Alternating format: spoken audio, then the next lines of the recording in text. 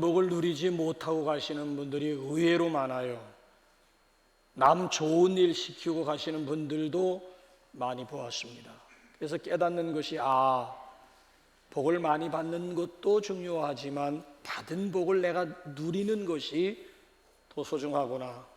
복을 많이 누리십시오. 옆에 있는 분하고 또 한번 축복하겠습니다. 자, 복을 많이 누리는 것도 중요하지만은 우리 그리스도인들에게는 더 중요한 것이 있습니다. 받은 복을 누릴 뿐만 아니라 나누면서 살아가는 것이 더 중요합니다. 왜?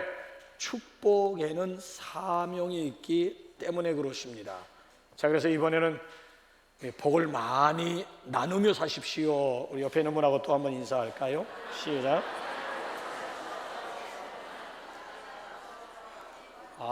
분위기가 확실히 달라지네요.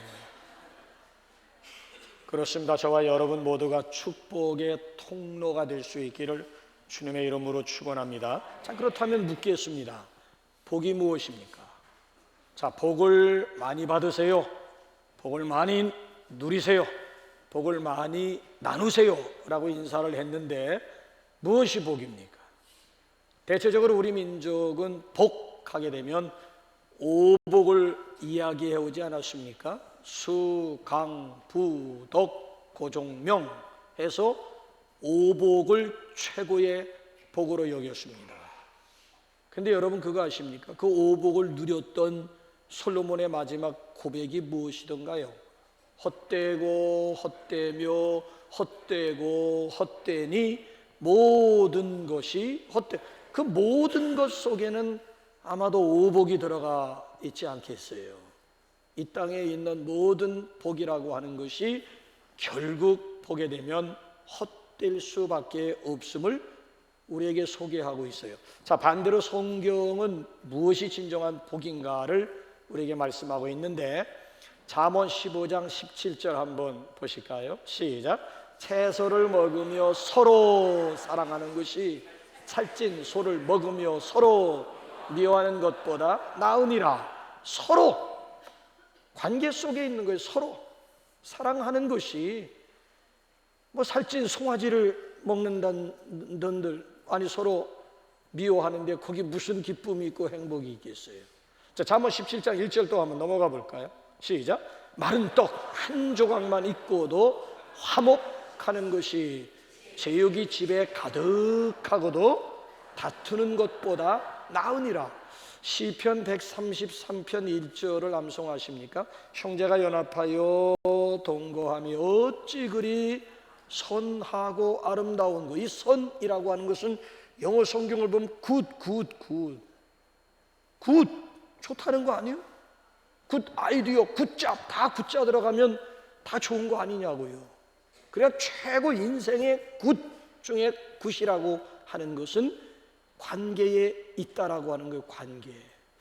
우리 그리스도인들의 무서운 착각이 있습니다. 아니, 우리 그리스도인들이 갖는 약점이 있어요. 약점. 특별히 믿음이 좋다는 사람들이 빠지기 쉬운 함정이 뭔지 아십니까? 가만히 여러분 주변 가운데 믿음 좋다는 사람들을 한번 유심히 살펴보게 되면은 공통점 하나를 발견할 수가 있습니다. 그것이 뭔지 아세요? 대개가 독선적입니다. 스스로 믿음이 좋다라고 생각하는 분들일수록 독선주의에 빠질 위험성이 있습니다. 시체말로 니들이 개맛을 알아? 기도도 안 하는 것들이, 주일 송수도 안 하는 것들이, 봉사도 안 하는 것들이 뭐 하면서 니들이 개맛을 알아. 그래, 이 믿음이 좋고 기도 많이 하고 믿음이 좋다는 사람들일수록 독선주의로 흐르는 경우가 굉장히, 이 수직적인 관계는 너무 좋아요. 하나님과의, 자신과의 관계는 너무 좋은데 하나님께만 예배하고 하나님께만 기도하고 하나님과만 교제하겠다는 거야. 수평이 없는 거예요. 수평, 날개가 없는 거예요. 교우 관계가 약해. 인간관계, 교우관계가 없어요. 그게 무슨 십자가요?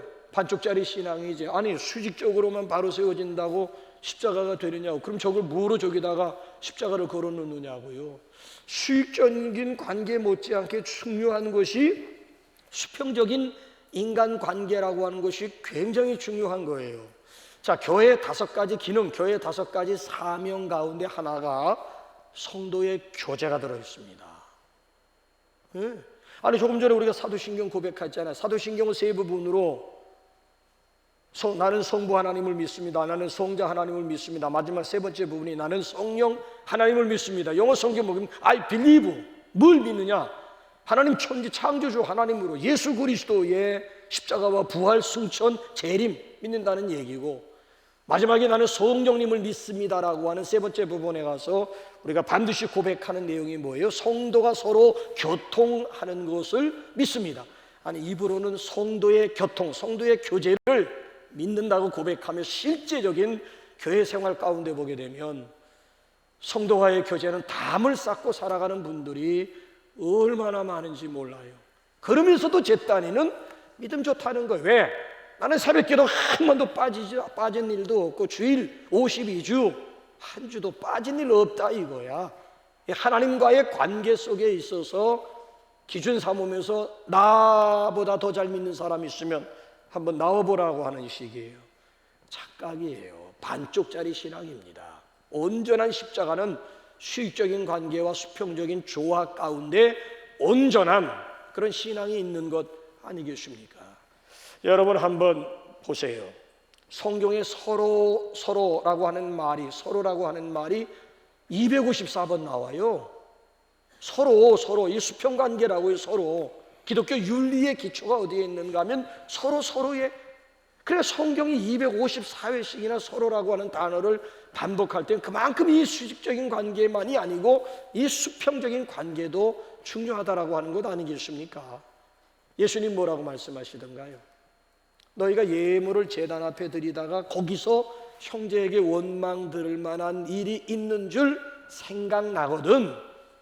잠깐만, 예물을 제단 앞에 두고 먼저 가서 형제와 화목하고 그 후에 와서 예물을 하나님 앞에 드리라고 예수님께서 말씀하셨잖아요. 자, 욥의 3 친구들과 욥과의 아주 지루한 논쟁이 계속되면서 상처를 서로 막 주고받으면서 흙탕물 속에 아니면 진흙탕물 속에 막 개싸움하다시피 막 욥기서 읽으면서 막 짜증이 나려고 하는 것이 4장부터 41장까지 가보게 되면 정말 끝도 없는 장이야 멍이야 계속 막 받아치고 근데 마지막에는 욥의 3 친구들이 자신들이 잘못함을 깨닫고 하나님 앞에 번제로 회개하려고 할 때 하나님이 뭐라고 하신 줄 아십니까? 잠깐만. 자, 살찐 소들을 끌고 왔어요. 하나님 앞에 제사하겠다고, 속죄물 하나님 앞에 드리겠다고, 속건제물 드리겠다고 소를 끌고 왔을 때 하나님이 급하게 잠깐만. 그리고 뭐라고 말씀하시는 줄 아세요? 자, 우리 한번 욥기 42장 8절 한번 보세요. 시작. 그런즉 너희는 숫소 7과 순양 7을 가지고 내 종 욥에게 가서 너희를 위하여 번제를 드리라. 내 종 욥이 너희를 위하여 기도할 것인즉 내가 그를 기쁘게 받으리니 너희가 우매한 만큼 너희에게 갚지 아니하리라. 이는 너희가 나를 가리켜 말한 것이 내 종 욥의 말같이 옳지 못함이라. 그러니까 이 욥의 3 친구들은 자기 자신들의 허물과 잘못을 깨닫고 하나님 앞에 회개하고자 한 거예요. 그럴 때 하나님께서 잠깐만 나에게 그 살찐 소와 순양 끌고 오지 말고 욥 찾아가. 욥을 찾아가라는 거예요. 이 욥에게 찾아가가지고 잘못했다, 나한테 잘못했다고 하지 말고 욥에게 잘못했다고 하라는 거야. 그럼 욥이 그 사과를 받아들이고 하나님 앞에 기도할 것이라는 거지. 하나님, 내가 내 친구들의 허물과 죄를 용서하겠습니다. 그러니까 하나님도 내 친구들의 죄와 허물을 용서해 주시기 바랍니다 하면 하나님이 그 욥의 기도를 기쁘게 받으시고 욥의 3 친구들의 허물과 죄를 하나님께서 용서해 주시겠다라고 하는 그 내용의 말씀이에요. 욥을 제끼고 하나님께 회개하겠다고 나오지 말라는 거예요. 그래서 밀양이라고 하는 영화가 만들어진 거예요. 밀양이라고 하는 영화 그 소재 누가 준 거예요? 우리가 준 거예요. 우리가. 아니 분명히 형제와의 허물이 있고 잘못이 있음에도 불구하고 형제에게 잘못했다라고 하는 소리 할 생각을 안 하고 하나님 앞에 나가서 내가 눈물로 회개하면 그것으로 끝났다. 그것으로 나의 제 문제는 해결되었다. 뭔 소리요? 지금 당사자가 지금 상처 가운데 지금 당사자가 울고 있는데 하나님 앞에 나와서 울었다고 해가지고 그 문제가 해결되리라고. 그래서 밀양이라고 하는 영화가 만들어졌다니까요. 이거 그리스도인들이 빌미를 제공해서 영화거리가 되어버리고 말았다라고 하는 이야기예요. 아니라고 하는 거예요. 이 수평적인 문제는 수평적인 관계로 풀어야 되는 것이지 수평적인 문제를 가지고 수직적인 관계 속에서 이 문제를 해결하겠다. 아니요, 그게 아니라고 하는 얘기예요. 자, 이제 여러분들에게 제가 질문을 드리겠습니다. 여러분들이 교회 생활하면서 가장 어렵게 느껴지고 힘들게 느껴지는 부분이 뭐던가요? 신앙생활이 아니고 교회 생활, 공동체 생활 하면서 여러분들이 비교적 좀 힘들다, 좀 버겁다, 좀 어렵다라고 느껴지는 것이 뭐예요? 일인 일사역은 아닐 것 같아. 뭐 교회에서 맡겨진 일 자체가 힘들고 어렵다기보다는 관계가 어렵지 않습니까? 관계 속에서 오는 이 갈등이라고 하는 거, 관계 속에서 이 부딪힘이라고 하는 거, 이거 쉽지 않잖아요. 실제적으로 우리가 느끼고 있습니다만은 관계를 맺는다라고 하는 것이 어려운 것 아니겠습니까? 이 벤치 워머들은 상처받고 뭐 갈등을 겪고 할 이유가 없어. 왜? 예배 전 5분 전에 달려 나와가지고 내가 앉아있는 의자 1시간 동안 앉아있다 보면 그 의자가 얼마나 벤치 워머 왠지 내 의자를 따뜻하게 달고 놓고 축도와 함께 바람과 함께 사라지는 성도들이 무슨 상처가 있고 무슨 갈등이라고 하는 것이 이 벤치 워머들은 평생 가야 상처받을 일도 없어요.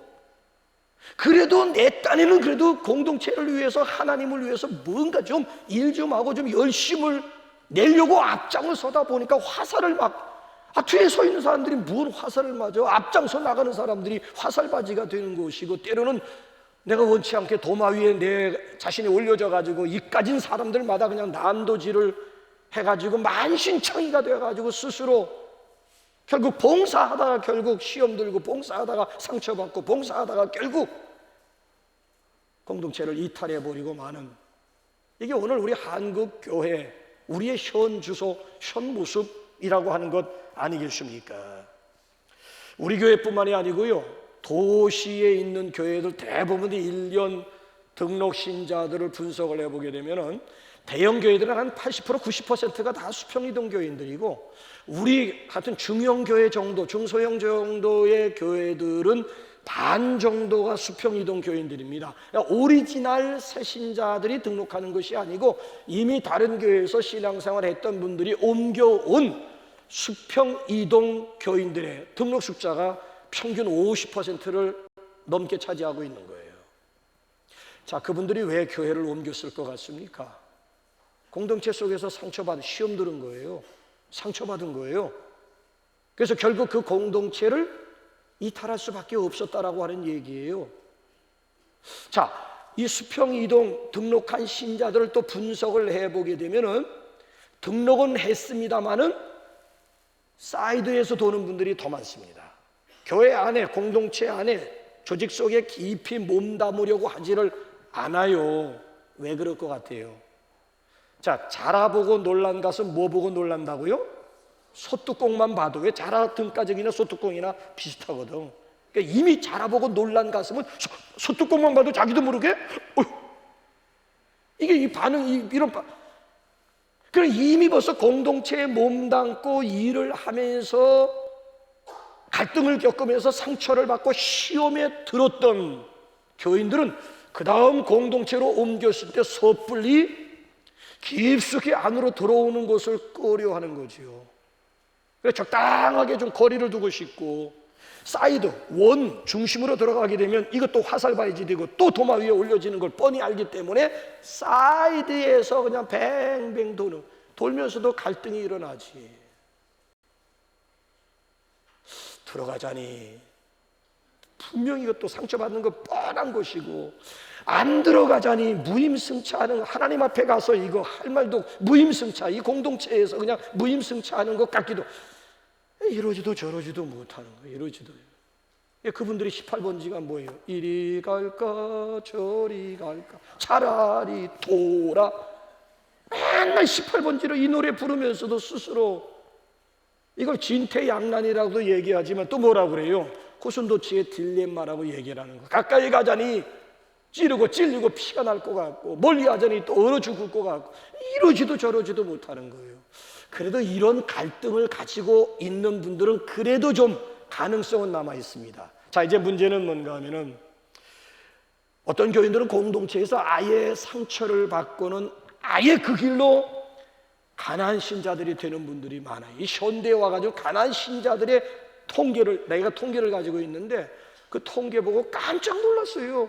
가난한 신자들이 현대는 코로나 이후에 또 가난한 신자들이 더 많이 늘어난 거예요. 가난한 신자가 뭐예요? 가난 거꾸로 하게 되면 뭐 어떻게 돼요? 가난 거꾸로 하게 되면 뭐가 돼요? 안 나가 신자 대 안 나가 신자. 공동체에 되어가지고 공동체에서 시험 받은 성도들이 그 길로 아예 공동체가 굿바이.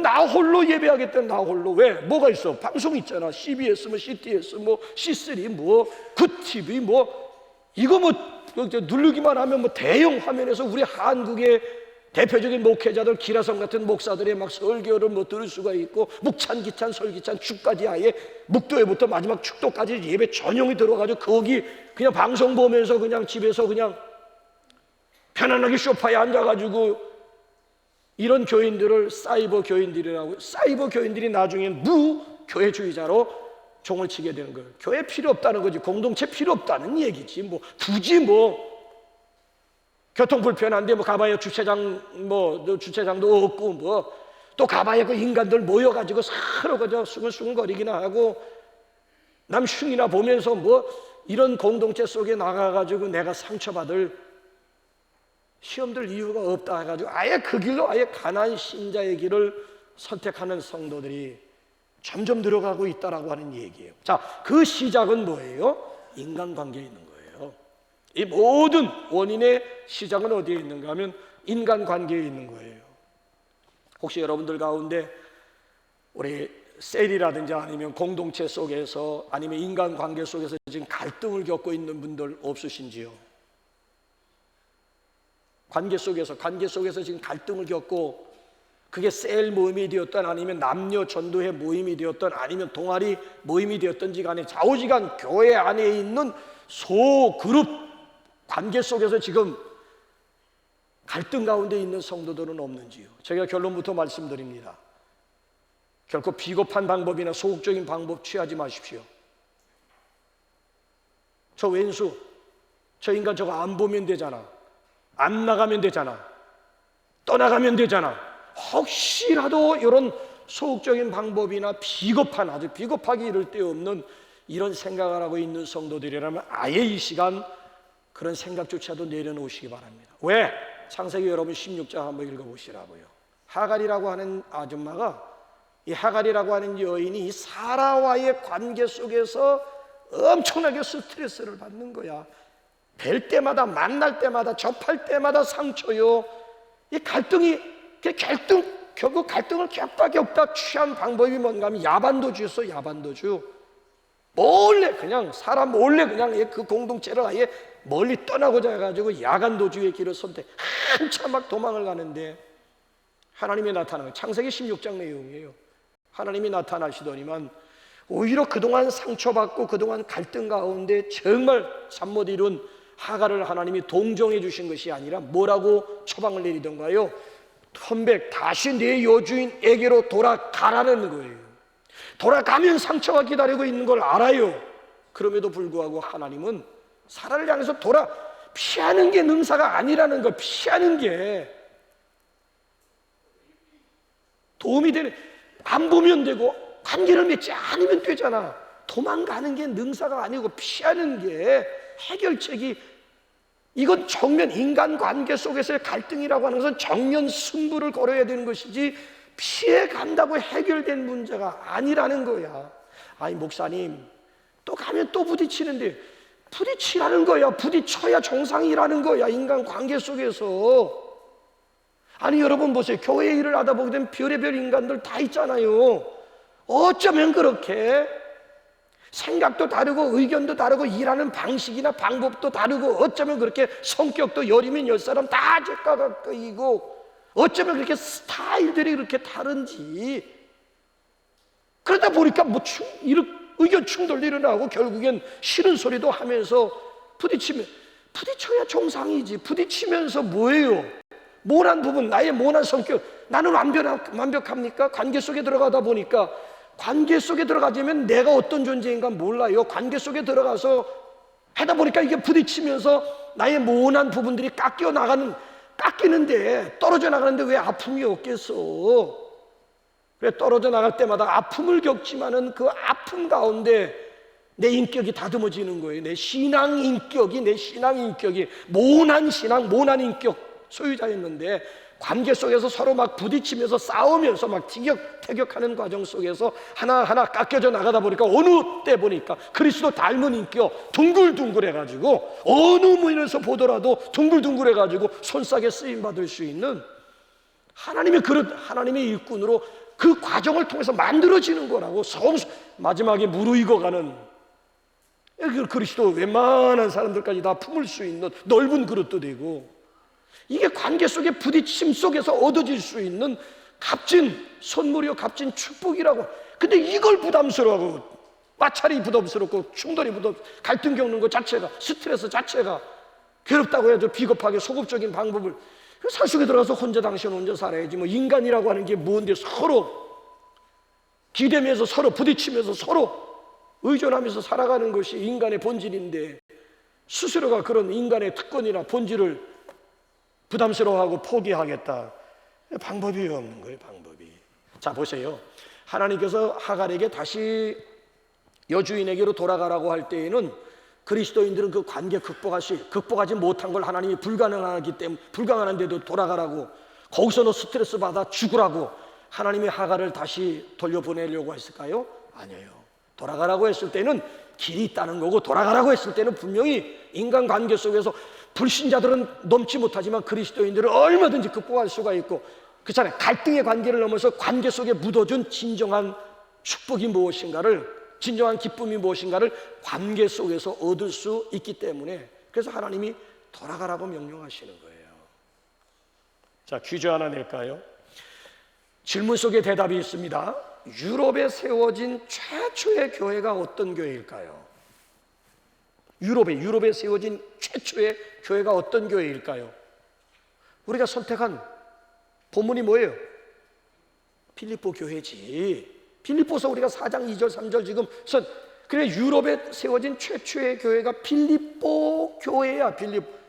그래서 필리포서는 필리포 교회에 보내는 편지를 필리포서라고 얘기를 하는 거예요. 자, 사도 바울이 1차, 2차, 3차 전도 여행을 했는데 1차 전도 여행지는 구브로섬을 중심으로 한 전도 활동이었고요. 그 다음에 사도 바울이 돌아와서 보고회를 거치고 재충전의 기간을 거쳐서 이제 제2차 선교 또 2차 전도 여행지를 떠날 때 목적지가 어디였는가 하면 아시아를 공략하려고 했어요. 그래서 아시아에 가가지고 하나님의 복음을 전하려고 하는데 성령님이 자꾸 막으시는 거 있죠. 여기 가서 뭐 그래도 막 이상하다. 왜 그럴까? 근데 오늘날 밤에 하나님이 바울에게 환상을 보여주었습니다. 그 환상의 내용은 마게도냐, 유럽이야. 여러분, 터키는 그 아시아의 맞은성 아시아, 바로 그 옆에가 바로 유럽이 시작. 그래서 터키 사람들이 자기들은 유럽 행세하려고 하는 이유가, 터키는 아시아 사람이, 아시아. 그런데도 접경 지역이 있기 때문에 슬쩍 유럽인 행세를 하려고. 저쪽에 유럽에 있는 사람들은 기분 나쁘지. 너희 막 아시아인데 막 자식이 너희가 무슨 뭐 유럽인 줄 알아 막 그래가지고 서로 막 미묘한. 그러니까 이 아시아에서 환상을 보았는데 마게도냐 유럽이거든. 마게도냐 사람이 손짓하는 거예요. 건너와서 우리를 도우라. 그랬구나. 그래서 아시아에서 복음 전할 때마다 성령님이 막으셨구나. 아시아보다는 유럽이 지금 급하구나 해가지고 주저함 없이 유럽, 마게도냐 지경 첫성 필리포성이잖아요. 빌립보 성에서 복음을 전하려고 하다가 안식일을 맞이한 거야. 자, 유대인들은 안식일 날, 우리 신약으로 말하면 주일날 되면 절대 집에 머물러 있으면 안 됩니다. 반드시 집에서 나와서 회당으로 가든가 성전으로 가서 하나님을 예배해야만 됩니다. 근데 미안하지만 유럽에는 아직까지 복음이 전해지지가 않아가지고 교회가 없어요. 그래서 사도 바울은 교회가 없으니까 예배 처소가 없으면, 예배당이 없으면 기도 처소는 있겠지. 조용하게 기도할 수 있는 기도 처소를 찾다가 강가로 가다가 누구를 만나게 됩니까? 아시아에서 건너온 사업가, 자주장사 루디아라고 하는 여성 사업가를 만나게 됩니다. 그래서 길가에서 루디아에게 복음을 전해서 우리 가정에게도 복음 전해주십시오. 가정으로 데리고 가요, 바울을. 그래서 가정 식구들에게 복음을 전해가지고 식구들 전체가 세례를 받고 그 자리에서 하나님 앞에 첫 예배를 드리게 되는데, 이것이 바로 빌립보 교회가 탄생하게 된 배경이 되는 거예요. 자, 빌립보 교회의 멤버는 누구예요? 빌립보 교회 창립자가 누구예요? 여성 루디아야. 루디아의 가정을 중심으로 교회가 여성 주도적인 교회가 빌립보 교회예요. 자, 여성 주도적인 교회가 갖는 장점이 있는가 하면은 단점이 있습니다. 장점은 뭘까요? 남성들이 감히 흉내내지 못한 여성들만의 특유의 장점이라고 하는 걸 뽑아본다면 뭐가 있을까요? 디테일 아닐까요? 디테일? 남자들이, 여자들은 그 세세한 면까지 남자들은 절대 두 눈이 있어도 여성들의 그 디테일을 따라갈 수가 없습니다. 또한 여성들만이 가지고 있는 거 사랑 아니겠습니까? 모성애에 대한 발로로 사랑이 많다라고 하는 것도 여러분 바로 가는 곳곳마다 복음 전해서 교회를 세웠습니다마는 빌립보 교회만큼 사랑이 자글자글 끓는 교회도 없어요.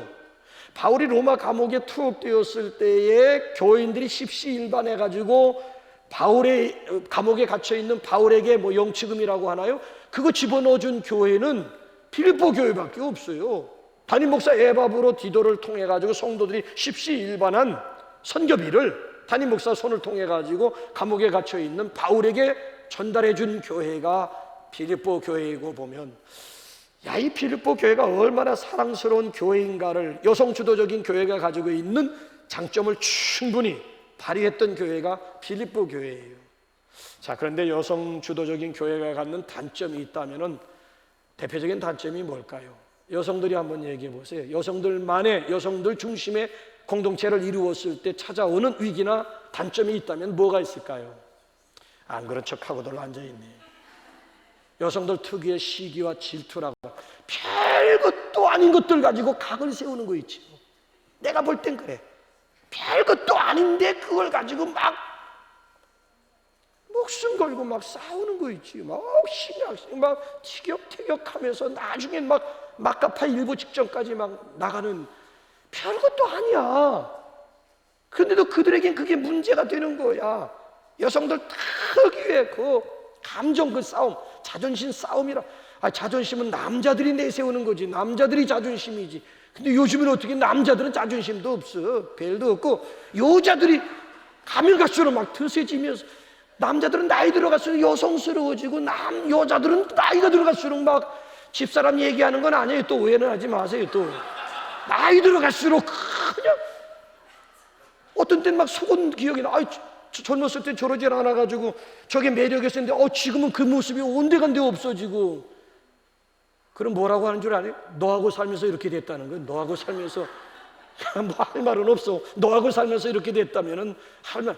어쨌든 좌우지간 자존심하게 되면은 남자들의 전유물이었는데, 이제는 여자들이 그 자존심, 여자들끼리의 그 자존심, 그 싸움이라고 하는 것은 끝을 봐야만 이게 끝을 낼 수가 있으니 이게 기가 막힌 일 아니겠습니까? 그래서 여러분 빌립보서를 보게 되면은 제일 많이 나오는 단어가 기쁨. 빌립보서의 주제가 기쁨이니까 자연히 기쁨이라고 하는 단어가 많이, 그 다음에 하나되라고 하는 말. 2장에서 이 문제 취급한 거예요. 2장에서. 그리고 4장에 여기 넘어오게 되면 아주 여기서 노골적이야. 그래서 여기 보면 현재 빌립보 교회 교인들 가운데 실세가 드러나게 된 거예요. 그 실세의 장본인이 누구예요? 유오디아라고 하는 여성과 순두부가 아니에요. 또 에베소서인데, 에베소서 그래가지고 애를 베지 못한 여자들은 에베소서를 많이, 에베소서가 아니야. 애가 아니고 어이야. 에베소서지. 에베소서가 아니 구약 성경을 보면 하박국인데 호박국이래 또. 호하고 하는 다른 거야. 호박국이 아니고 하박국이라고. 하박국 제대로 좀. 그래 어쨌든 여기 오늘 본문 말씀 보게 되면 2장에서는 하나 되라 하나 되라 하나 되라 그랬는데 그래도 아마 하나 되지 못했던가 보지. 그러니까 4장에 와가지고 아예 실명을, 여러분 성경을 읽으면서 지금도 실명을 거론한다라고 하는 것은 어려운 문제예요. 함부로 실명. 그런데 오늘 여기 보면 좋은 의미에서 실명을 거론한 것이 아니라 부정적인 의미에서 지금 유오디아를 구원하고 내가 순두개를 구한다. 이 두 여성이 팽팽하게 지금 줄다리고 기싸움하고 있는 거야. 서로 네가 높으니 내가 높으니 하면서. 오늘 여기 보면 말씀 보게 되면 내가 순두개를 구원하고 유오디아를 구원한다. 아마 이 유오디아라고 하는 여성은 여전도의 연합회 회장 정도가 되었고, 순두개라고 하는 여성은 권사의 연합회 회장. 우리 교회도 권사회가 여러 권사가 있다 보니까 권사회 회장 중에 회장, 연합회 회장이 있고, 여전도에도 한 20개 정도가 있다 보니까 그 장들 중에 연합 대표 회장, 연합회 회장을 뽑아 놓았잖아요. 이 두 여성이 팽팽하게 지금 이 두 여성으로 말미암아 교회가 두쪽나게 생기고, 교인들이 주일마다 오면 눈치 보는 거야. 이게 어느 라인에서 있느냐. 이게 서로 유오디아 눈치도 보고, 유오디아 가까이 가면 또 순두개가 도끼눈을 저것 봐라 저거. 또 이번에 순두개에 가서 이렇게 좀 대화 좀 다정한 대화를 나누면 또 저쪽에는 유오디아가 저것 봐라 저거. 그러니 이 일반 회원들은, 일반 평신도들은 얼마나 주일날 교회에 오는 것이 부담스럽게, 왜 이런 부담을 주느냐는, 교회 오는 것 자체가 행복해야 되고 교회 오는 것 자체가 좋아야지. 교회에서 예배하는 한 시간이 행복한 시간이 되어줘야지. 왜 이 두 여성이 그런 짓을 해가지고 결국 교회가 두쪽나게 생겼느냐는 거예요. 그래서 사도 바울이 아예 여기 작정하고 내가 유오디아를 구원하고 내가 순두개를 구원한다 하면서 둘이 하나 될 수 있는, 아니 하나됨을 넘어 관계의 갈등을 넘어서 관계 속에서 진정한 기쁨이 무엇인가를, 관계 속에서 진정한 축복이 무엇인가를 사도 바울이 처방전으로 3가지를 내놓잖아요. 여러분 교회가요, 아니 가정도요, 천국이 될 수가 있고 지옥이 될 수가 있어요. 아니 가정 자체가 지옥이 따로 없어. 지옥이 따로 없어. 그런 가정도 있고, 가정이 천국, 뭐 천국이 따로 있나, 뭐 우리 가정이 천국이지 뭐. 근데 이보다 더 좋은 천국이 있다고? 어이구, 이렇게 되는 거지. 가정, 똑같은 가정인데도 천국이 될 수도 있고 지옥이 될 수도 있는 거예요. 교회도 마찬가지. 행복 공동체, 저기 있잖아. 건강한 교회, 행복한 공동체도 될 수가 있고 상처 공장이 될 수도 있어요. 여기 와서 상처를, 다른 데서 상처받지도 않아. 일하려고 하다 상처받고, 관계를 맺으려고 하다가 상처를 받고. 그러니까 똑같은 교회지만 행복한 공동체가 될 수도 있고 상처 만들어내는 상처 공장이 될 수도 있는 거예요. 그럼 어떻게 관계를 통해서 건강한 우리 교회 가운데 행복한 공동체 생활을 할 수가 있을까? 어떻게 이 땅에서 천국 공동체를 누릴 수 있을까? 3가지 원리만 붙잡으면 간단하다라고 하는 거예요. 그 첫째가 뭔가 하면은, 피차 유오디아 마음에도 순두개 마음에도 주님의 마음만 들어가면 간단하다는 거야. 자, 여기 몇 절이에요? 한번 2절 한번 다시 한번 여러분 한번 보실래요? 시작. 내가 유오디아를 권하고 순두개를 권하노니 주 안에서 같은 마음을 가지라. 둘 다 주 안에서 같은 마음. 유오디아도 주님 마음, 순두개도 주님 마음. 그럼 주님의 마음은 어떤 마음일까? 2장으로 넘어가서 2장 5절로 한번 가봐야지. 빌립보서 시작. 너희 안에 이 마음을 품으라. 곧. 자, 유오디아나 순두개 마음속에 뭘 품으라, 어떤 마음을 품으라고? 예수님의 마음. 그럼 예수님의 마음이 뭐냐고? 2장 6절부터 11절까지 보게 되면 성육신 사건, 예수님의 마음을 설명하기 위해서 성육신 사건을 소개합니다. 빛나고 높은 영광스러운 보좌, 높은 보좌를 내어놓으시고 가장 낮은 이 땅에 예수님이, 하나님이신 예수님이 인간의 몸을 입고 가장 낮은, 것도 말구유보다 더 낮은 데가 어디 있어? 마구간보다 더 낮은 곳이 있을까요? 가장 낮은 곳에 오셨다는 거.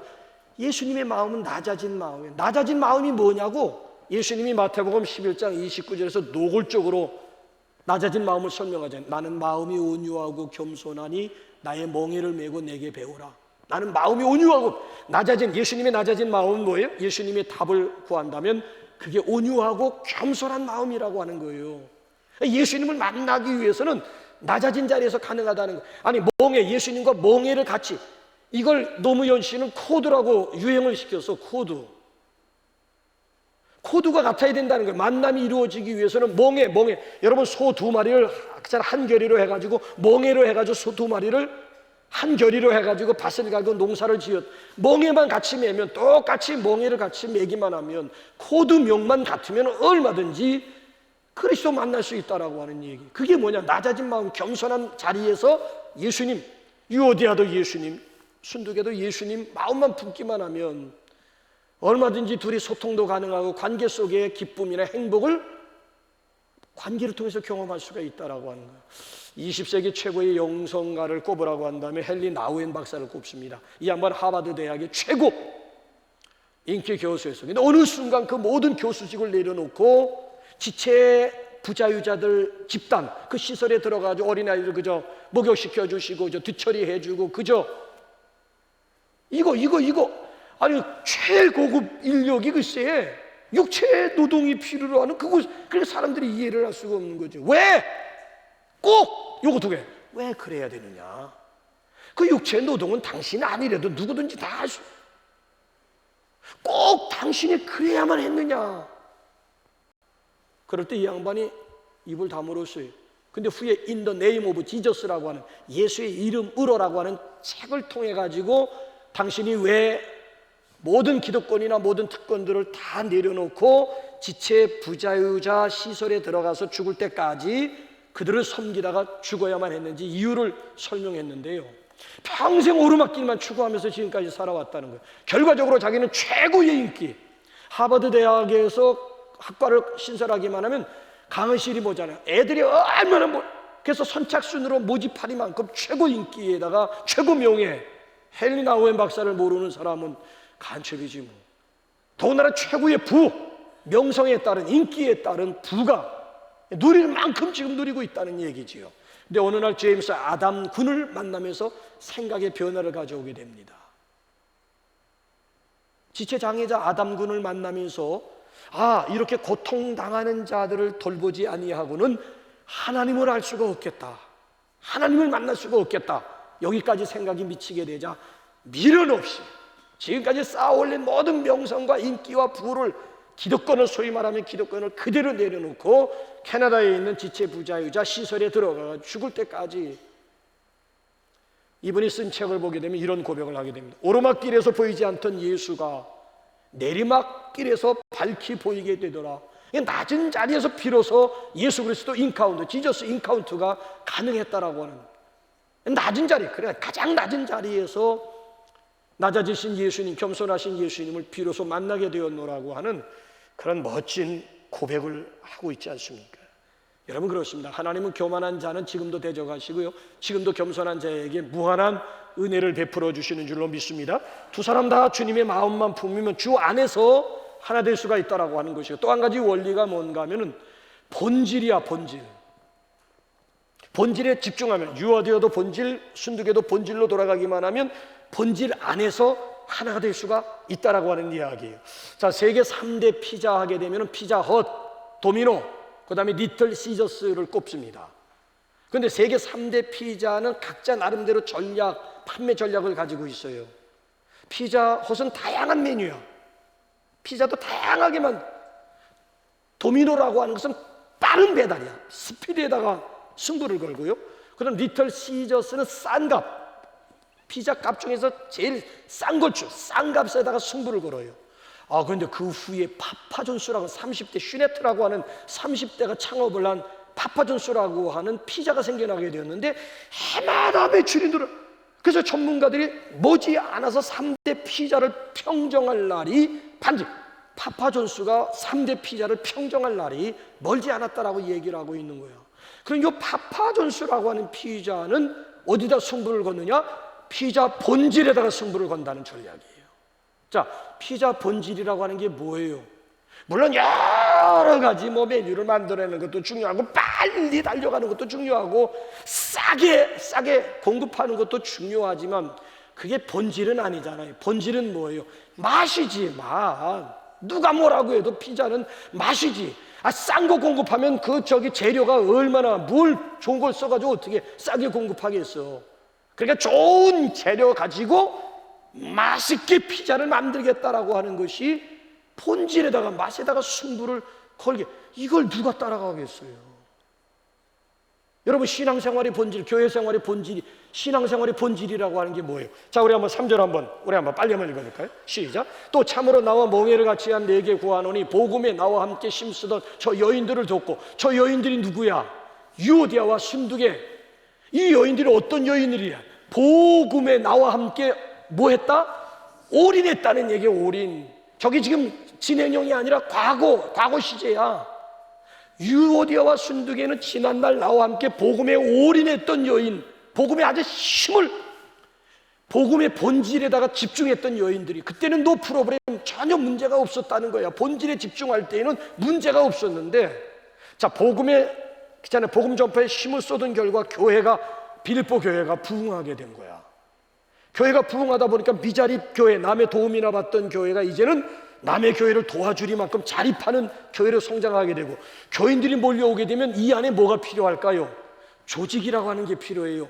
교인도 없는데 무슨 조직이 근데 교인들이 많아지게 되면 이걸 효과적으로 관리하기 위해서 남녀 전도회로도 쪼개고 셀러도 만들고 동아리끼리 또 각종 동아리도 교인들이 많아지게 되면 조직이 생기면서부터 추격이 전도되기 시작한 거야. 본질에 집중할 때, 복음에 집중할 때에는 이 두 사람이 전혀 문제가 없었다니까. 이제 조직을 만들고 누가 장이 되느냐, 여기서 이제 도토리 키재기가 네가 높으니 내가 높으니 하면서 비본질적인 문제에 무게를 두면서 그 공동체에 문제가 생기게 되었다는 거예요.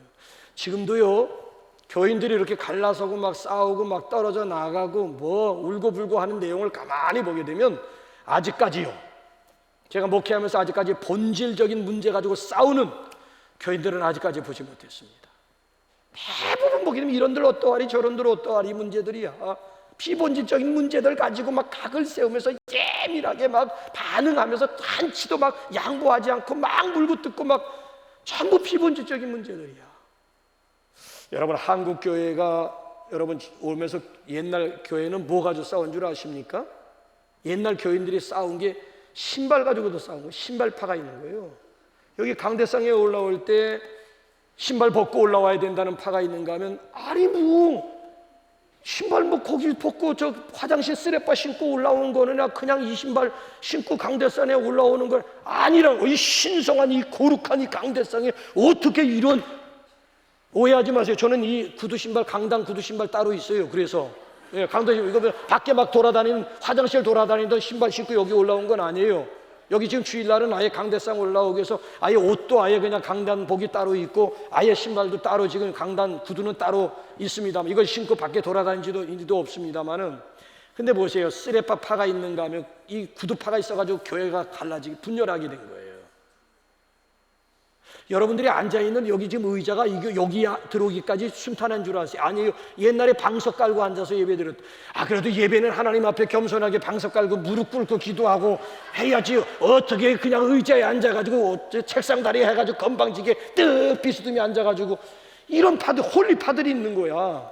안 된다. 의자는 안 된다. 방석 고집하는 방석파가 있는가 하면 지금의 시대가 어떤 시대인데 해가지고 또 의자파가 있어가지고 교회가 또 갈라지게 돼요. 제일 많이 싸운 게 뭔가 하면, 한국 교회사를 보게 되면은, 우리 교회도 옛날에 제가 28년 전에 이렇게 부임했을 때는 이 가운데 빨간 카페트가, 좌뒤에서부터 이 중앙에 빨간 카페트가 있고 이 강대상도 새빨간 카페트를 깔아놓은 거예요.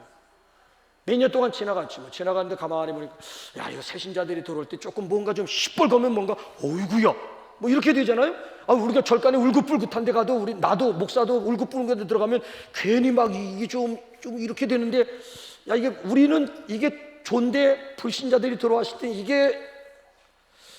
그래서 색깔 조금 순하게 시켜야 되겠다 해가지고 자원원들 얘기해가지고 카페트 걷고 우리 황소 색깔 합시다. 조금 부드러운 황소 색깔로.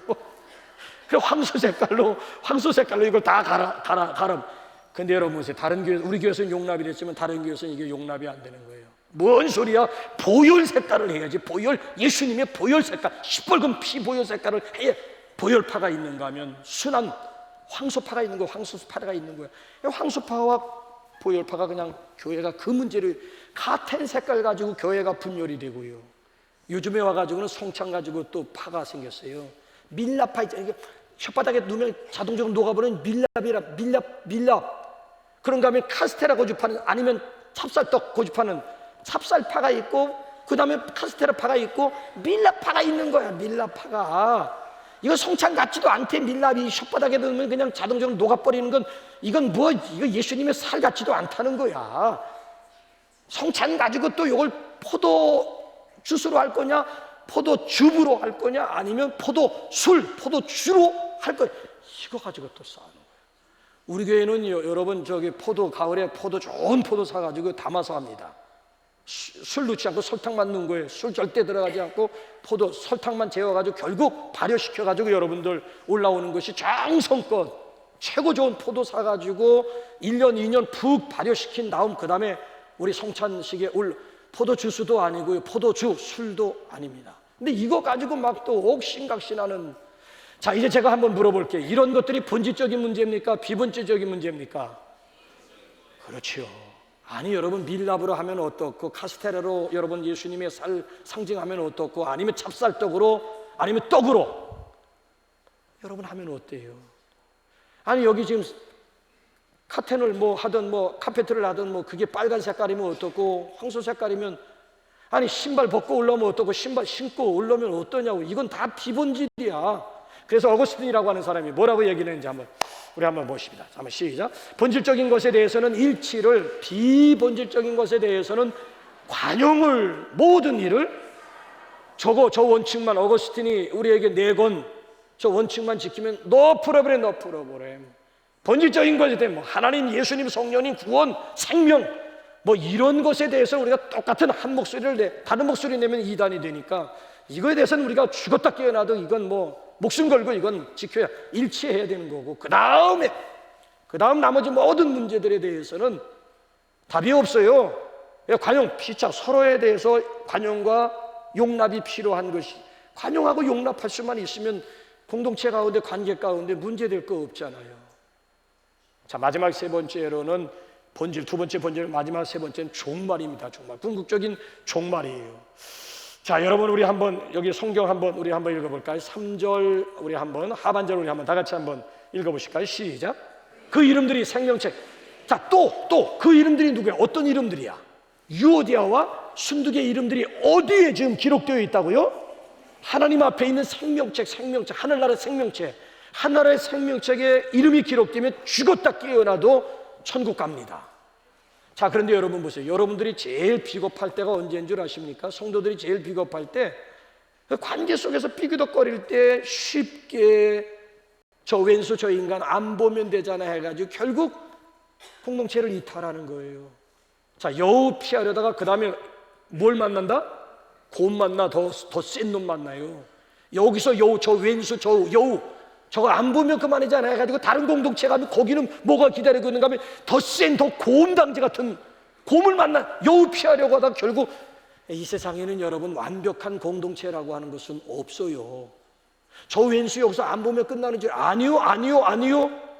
그 이름이 지금 생명책, 내가 지금 원수시하는 그 이름이 생명책에 있으면 어디 가서 만난다는 얘기예요?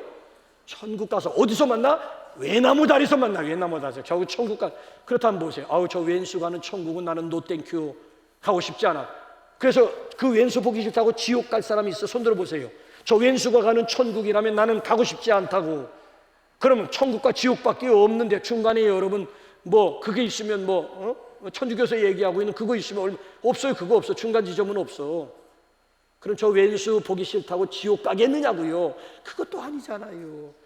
그렇다면은 지혜스러운 성도 같으면 여기서 지금 서로 화해하고 서로 용서하고 서로 용납하고 관용을 베풀어야지. 천국 가서, 아니 히브리서, 제가 제 얘기가 아니라 히브리서 12장 읽고 끝날게요. 자, 시간이 없는데 시간 한번 끊어요. 시작. 모든 사람과 더불어 화평함과 거룩함을 따르라. 이것이 없이는 아무도 주를 보지 못하리라. 이것이 뭐야? 이것이 모든 사람과 더불어 화평, 화해, 이것이 없이는 아무도 천국에 와서 주를 뵐 생각도 하지 말라는 거야. 자, 예수님은 가장 복 있는 사람이 누구라고요? 마태복음 5장 9절 빨리 시작. 화평하게 하는 자는 복이 있나니 그들이 하나님의 아들이라 일컬. 그들이 누구야? 그들이 하나님의 진정한 아들이다. 그들이 누구예요? 화평하게 하는 자. 이거 영어 성경은 피스 메이커. 메이커는 만드는 사람이죠. 뭘 만들어? 피스, 평강. 그래서 서로 이렇게 화목시켜주고 화평하게 하는 사람이 진짜 진짜 하나님의 아들, 진짜 하나님의 딸이라고 하는 거예요. 자, 그래서 우리 인간 관계 속에서 여러분 더 이상 소극적이거나 비겁한 방법이 아니고 정면 승부 걸어야 된다. 정면 승부 걸 때 세 가지 원리만 붙잡으면 피차, 관계 속에서 행복, 관계 속에서 기쁨. 여러분 보세요. 우리 예수 믿는 사람들이 먼 친척 1년에 한두 번 만나는데 우리 매주 먼 친척보다도 우리 관계, 예수님의 피로 맺어진 우리 관계가 훨씬 행복해. 만날 때마다 기쁨. 뭐예요? 그 첫째가 뭐예요? 주님의 마음 각자 있으면 가능하고요. 본질, 복음이라고 하는 본질 속에 하나 될 수도 있고요. 궁극적으로 우리가 갈 곳이 어디예요? 천국이지 뭐. 거기 가서 영원히 함께 이 세상의 행복, 기쁨과는 비교할 수 없는 하늘의 기쁨을 죽을 때 영원히 누리면서 사는데 뭐. 자, 그래서 찬송가 235장 더 이상 이제 왜 장례식 때 부르는